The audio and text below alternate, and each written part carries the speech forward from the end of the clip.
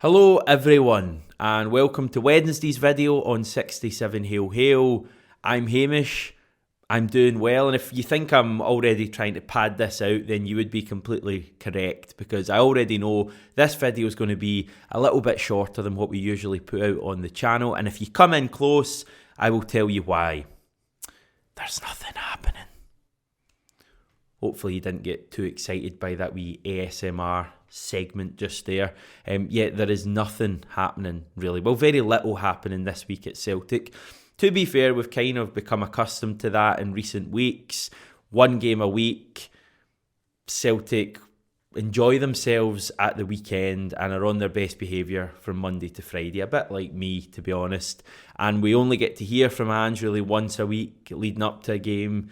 We don't get it twice a week. We don't get 2 matches a week. It's just something we've had to kind of get used to at the end of the season. Hopefully it all turns out to be worth it and we can use it to our advantage in winning the league. And I think this week, more than most, is one where you just can't wait for the weekend. Really disappointing on Sunday.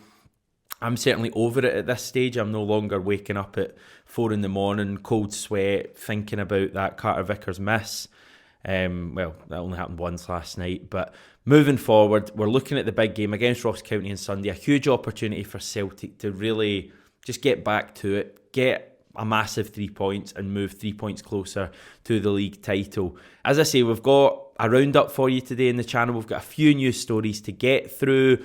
As always, you can read about all of these on the website, 67hailhail.com. And while I'm actually chatting about the website, we have made a pretty big signing over the last 24 hours. It's Lewis Laird, who you may remember from being on one of my B-team videos on the channel about 6 months ago. Well, Lewis clearly got the bug and is now a permanent member of 67 Hail Hail. He'll mainly be writing on the website at first, I believe, although you may see him from time to time on this channel. So welcome to 67 Hail Hail, Lewis, and yeah, let's move on.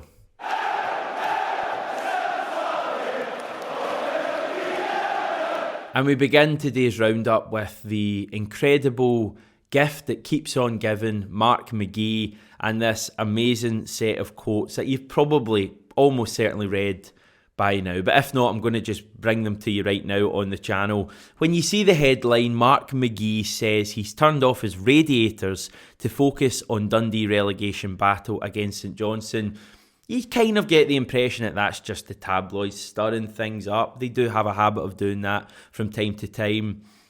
The truth about this story is that that headline actually doesn't really do it justice. Dundee, bottom of the table at the moment, face a huge monumental match against St Johnstone this Saturday at Dens Park. It's a must-win really, and Mark McGhee is going all out to ensure that his side get the huge 3 points that they need. The former Celtic player from the 1980s said, "There are 2 things I'm doing this week to focus us on getting the win. The first thing, I've gone on a diet, so I'm hungry all the time. I can then ask myself, why am I hungry? And I am hungry because there is a big game on Saturday." I'm not making these quotes up, by the way. Genuinely came from Mark McGhee's mouth. "The second thing I'm doing, and I've also told Charlie I am doing this, I won't be using any heating, so I will be cold. I then ask myself, why am I cold? And I can say, because of the game on Saturday." So right now, Mark McGhee is sitting in his house. He's freezing cold, he's absolutely starving, and it's all to get Dundee the big result on Saturday. I mean, that's just commitment. Is Ange doing this for us? And if not, why not? I just really hope that Dundee managed to get the 3 points on Saturday. Not for any other reason than I want to see what Mark McGhee does the following week if he gets really superstitious. Incredible stuff. But now let's move on, after a little bit of hilarity, to the slightly less humorous quotes that have come in from Reo Hatate, brought to us by the Japan Times' Dan Orlowitz. Hatate was writing in Sportiva and gave an interesting insight into how he's currently feeling at Celtic. Now, I'm not going to read out all of these quotes. You can check them out on Dan Orlowitz's Twitter. I'll actually link that thread below. But just in terms of a summary, basically Hatate says he's feeling emotional and physical fatigue, and he reckons that is down to his move to Scotland and the difficulties he's had in adapting both on and off the pitch. Now, I think these quotes are really interesting because we don't actually often get to hear from players at the time, live about how they're getting on, making such a switch. The only time we really ever hear it is maybe like 5 or 10 years later in an open goal interview or, a Japanese equivalent of that. So it's really interesting, I think, really enlightening. Hatate spoke about the challenges of playing for Japan as an overseas player and then having to be rushed back to feature for Celtic, like what happened a couple of weeks ago ahead of the derby at Ibrox. He actually mentioned that there was a point when he came back in the lead up to that derby where he actually saw 2 balls in training, and that was him convinced that he had jet lag at that stage. Now, my theory is that he might just have seen a ball and dies in Maida's head, but, each to their own. The main thing about this is that Hatate is clearly tired, and it's little wonder that he looked absolutely knackered in that second half of the Ibrox win. He's another player who I think we'll see the best of next season. People look at the likes of Gucci and, other players as well. Even Daisen Maeda, it's been mentioned, we'll really see the best of him next season. And it was kind of felt that because Hatate had such an amazing start to life at Celtic, that he would just go on from here. He says that he needs to fight through this as well, because it will make him stronger in the long term. So I think he's going to be a huge player for us next season, but you could say that about quite a few of them. But great to hear from Reo Hatate. Now, yesterday we mentioned that Sean Maloney had left Hibs and that John Kennedy could potentially be a name that they look at to replace him as manager. Well, it seems like Hibs will actually be looking for a more experienced head.